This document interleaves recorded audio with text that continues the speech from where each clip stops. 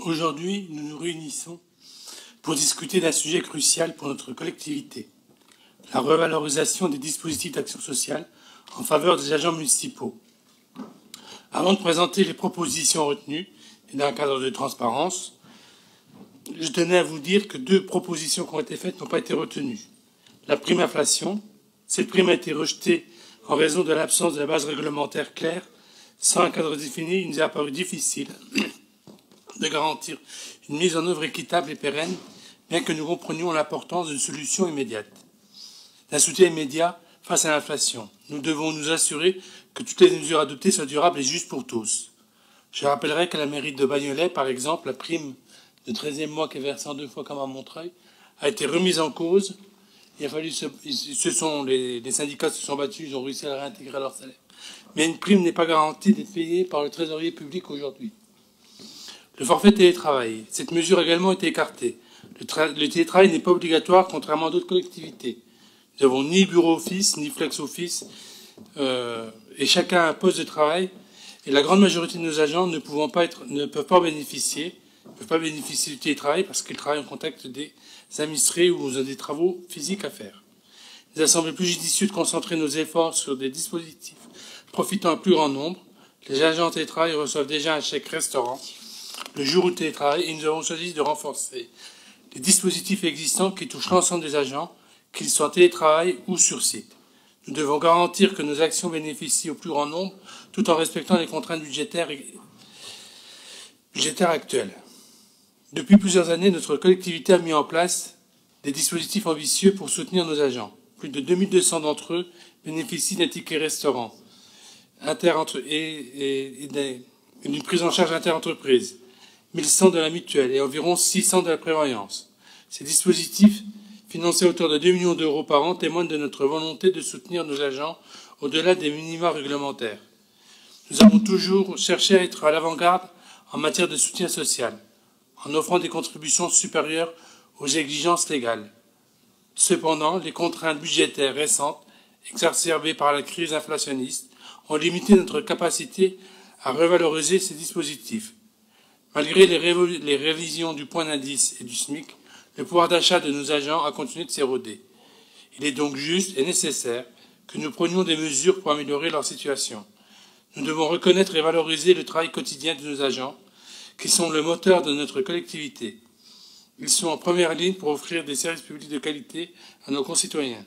Il est de notre devoir de les soutenir dans cette mission. Après des négociations constructives avec les organisations syndicales, nous proposons des évolutions suivantes. Pour le ticket restaurant, nous proposons d'augmenter la valeur faciale de 2,50 €, pour le passer de 7 € à 9,50 € et d'étendre la participation bonifiée à hauteur de 60% aux 750 plus bas salaires. Cette mesure représente une revalorisation de 35% et un coût supplémentaire de 509 000 €.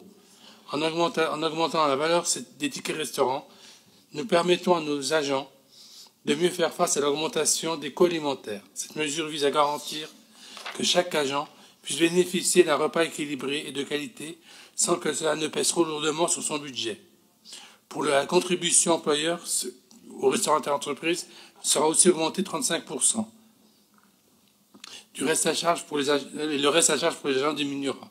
Cette mesure coûtera 35 000 € supplémentaires par an. En soutenant davantage le restaurant interentreprise, nous encourageons une alimentation équilibrée et conviviale pour nos agents. Ce lieu de restauration est également un espace de rencontre et d'échange favorisant la cohésion entre les équipes. Pour la mutuelle, nous revalorisons les seuils de revenus pour mieux refléter les évolutions salariales récentes. Les nouveaux forfaits seront de 40 € pour les revenus inférieurs à 2 500 €, entre 30 € entre 2 500 et 3 500 € et 20 € au-delà. Le coût de cette mesure est estimé à 105 000 €. Cette adaptation permettra à un plus grand nombre d'agents de bénéficier d'une meilleure surveillance, d'une meilleure couverture de santé. Nous devons garantir que chaque agent puisse accéder à des soins de qualité sans que cela ne devienne une source de stress financier. Pour la prévoyance, nous augmentons notre participation à 30% et mettons en place un groupe de travail pour préparer le nouveau contrat cadre de 2026. Cette mesure coûtera 28 000 €. En renforçant notre participation à la prévoyance, Nous assurons une meilleure protection sociale pour nos agents et leurs familles. Ce groupe de travail sera essentiel pour anticiper les évolutions législatives et adapter notre offre en conséquence. Le coût financier pour la municipalité, l'ensemble de ces mesures représente un investissement significatif pour notre municipalité avec un coût total additionnel de 677 000 euros par an. Ce montant vient s'ajouter aux 2 millions d'euros déjà alloués annuellement, et puis peut-être presque 750 000 euros pour le COS, qui est aussi des mesures sociales pour nos agents. Donc, pour résumer, ticket restaurant 509 000 euros de plus, restaurant et entreprise 35 000 euros, mutuelle 105 000 euros, prévoyance 28 000 euros. Il faut voir ces dépenses non pas comme une charge, mais comme une opportunité d'améliorer la qualité de vie de nos agents, par conséquent la qualité de service rendu à notre municipalité. Ces mesures entreront en vigueur au cours du deuxième trimestre 2025. Un bilan sera effectué à la fin de l'année pour évaluer leur impact réel. De plus, nous instaurons une clause de revoyure annuelle pour ajuster les dispositifs en fonction de l'inflation et des contraintes budgétaires. Cette approche nous permettra de rester réactifs et de garantir que nos actions resteront pertinentes et efficaces. Nous devons être capables de nous adapter rapidement aux changements économiques et sociaux afin de toujours offrir le meilleur soutien possible à nos agents. Par rapport à la question précédente, si la valeur du point devait augmenter, elle s'imposera à nous et donc une EDM serait forcément obligatoire. Pour conclure, permettez-moi de partager une citation qui résonne particulièrement avec notre engagement. Le travail doit être l'émancipation et non l'asservissement de l'homme. Cette citation de Louis Blanc. Ces réalisations sont le fruit d'un dialogue constructif et d'une volonté partagée d'améliorer les conditions de vie de nos agents. Elles témoignent de notre engagement à soutenir ceux qui, chaque jour, contribuent au bon fonctionnement de notre municipalité et de nos services publics. Je tiens à remercier chacune et chacun des agents pour l'engagement et à saluer particulièrement les organisations syndicales et les services de la direction des ressources humaines pour la qualité des discussions menées. Soyez assurés que Montreuil est déterminé à œuvrer pour la défense du service public local, pour une collectivité toujours plus juste et plus solidaire, où les conditions de travail de nos agents sont au cœur de la réponse aux besoins sociaux, économiques, écologiques, culturels, sportifs apportés aux Montreuilloises et aux Montreuillois. Tout d'abord, je souhaiterais dire un mot sur la qualité du dialogue social dans notre commune. En effet, je suis surprise que dans une commune telle que la nôtre, une commune dirigée par des élus qui se réclament du rassemblement de la gauche et des écologistes, bien, je suis surprise que dans une telle commune, le dialogue social soit d'aussi mauvaise qualité. Pour illustrer mon propos, je citerai le mouvement de grève des agents du secteur de la santé. La municipalité refusait la mise en place de la prime Coquerel et il a fallu que les agents se mettent en grève pour que vous acceptiez de leur verser ce que la loi avait prévu qu'il leur soit versé. Au-delà de cet épisode, nous venons de le voir dans les échanges précédents. En 2024, l'exécution du budget a permis de dégager un excédent de fonctionnement de 12 millions d'euros, de plus de 12 millions d'euros. Comment expliquez-vous dans ces conditions qu'une majorité comme la vôtre soit dans l'incapacité d'ouvrir le chantier du régime indemnitaire pour réfléchir de manière globale à la question du pouvoir d'achat de ces agents? Vous fustigez le comportement de l'État employeur et le sort fait aux agents publics au niveau national, et en cela vous avez raison. Il serait utile qu'en tant qu'employeur, vous vous appliquiez à vous-même les principes et les valeurs dont vous vous réclamez. Cette précision sur le dialogue social étant faite, je souhaiterais m'arrêter sur le coût des deux mesures qui nous sont proposées dans le cadre de ces deux délibérations. 105 000 euros pour la première et 28 000 euros pour la seconde. Au-delà de ces deux mesures, le coût de la revalorisation de l'ensemble des dispositifs d'action sociale en année pleine est évalué à 680 000 euros. Pour permettre à chacun de mesurer les enjeux, il me semblait important de rappeler ici le budget événement que votre majorité vient de voter ce soir, 755 000 euros.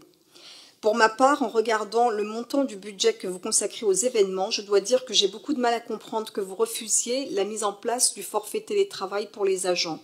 Le montant de ce forfait est symbolique, on parle de 2,88 € par journée de télétravail effectuée dans la limite de 253,44 € par an.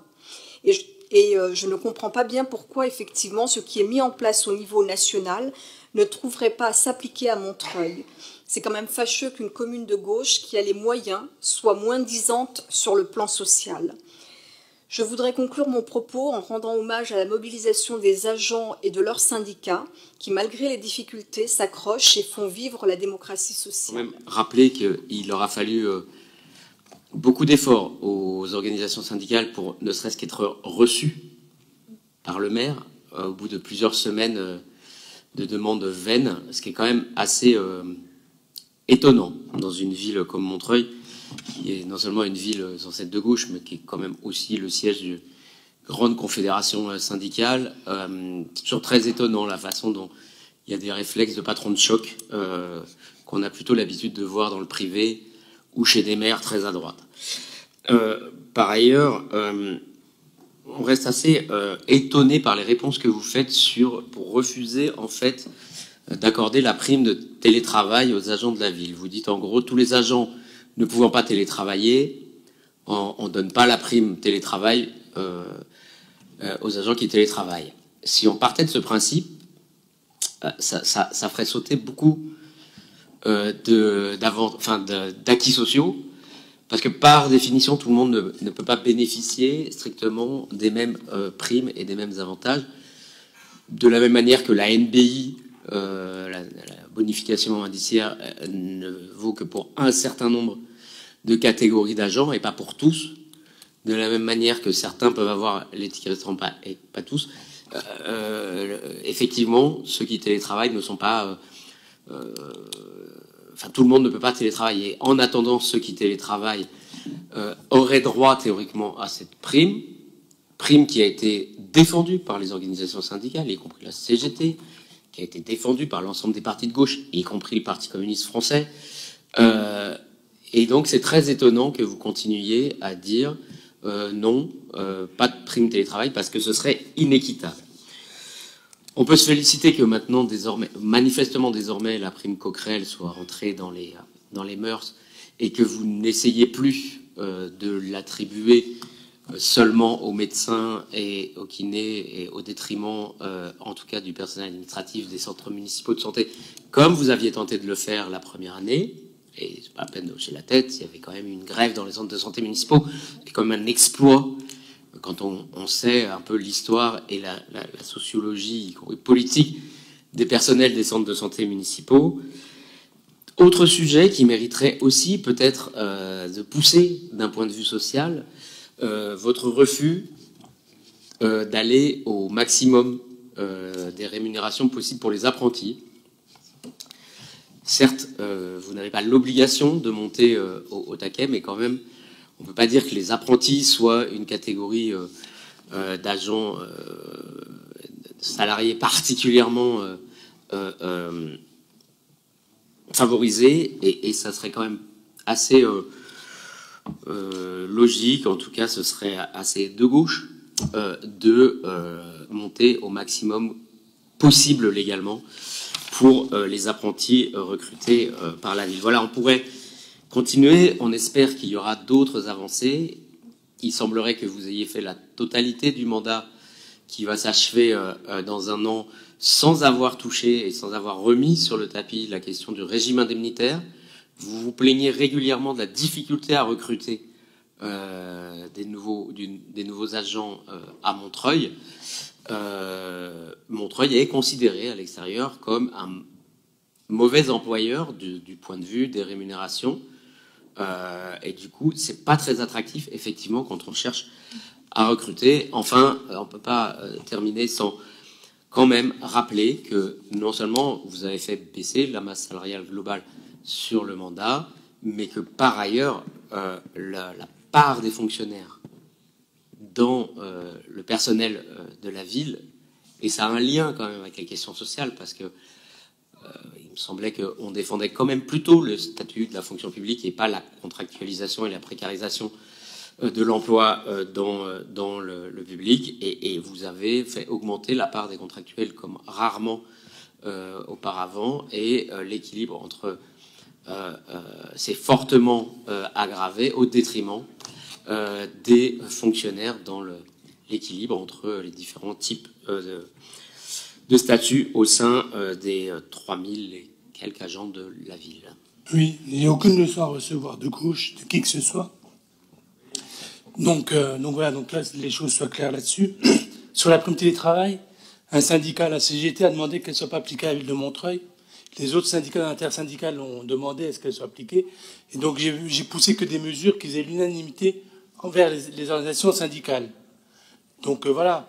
Après, autre chose, le télétravail, aujourd'hui, les agents ne sont pas obligés d'aller en télétravail, alors que dans un certain nombre de collectivités, avec le système des bureaux office, des flex office et d'un certain nombre de dispositifs ainsi, ils n'ont plus de poste de travail. Donc il faut qu'ils se répartissent leur présence au sein de l'entreprise pour savoir qui peut venir tel jour avec un poste de travail qui lui soit prêté pour la journée, c'est-à-dire que ce n'est plus son poste de travail, alors qu'à la mairie de Montreuil, on a fait le choix de conserver un poste de travail avec un ordinateur, un bureau fixe pour chaque salarié. Sur les apprentis, c'est une question d'enveloppe à un moment. Soit on prend moins d'apprentis, on les paye plus, soit on prend un maximum d'apprentis. Et vu la demande que nous avons de jeunes qui veulent rentrer en apprentissage dans notre collectivité, on a préféré privilégier le nombre qu'une quantité plus faible. Parce que voilà, c'est toujours intéressant de pouvoir former des jeunes.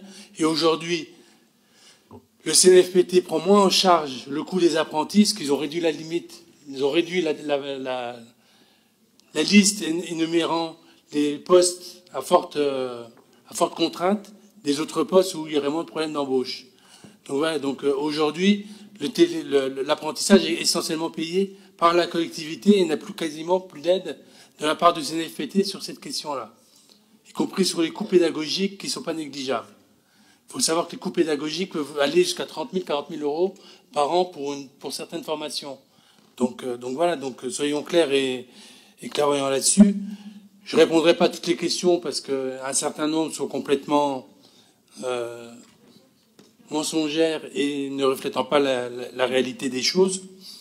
Juste sur le pôle santé, c'était mis en grève avant que le décret d'application sorte et qu'il définisse clairement qui avait le droit de bénéficier et ainsi de suite.